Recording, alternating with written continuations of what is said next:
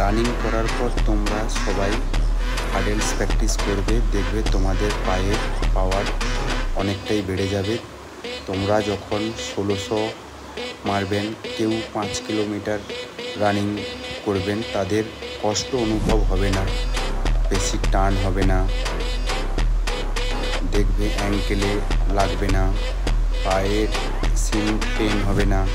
এগুলো করবেন। আর আমি 2-3 রকমের সেট প্র্যাকটিস করেছি, সেইগুলো একটা সেট 5 বার করে করবেন, দেখবে তোমরা অনেকটাই ইমপ্রুভ পাবে।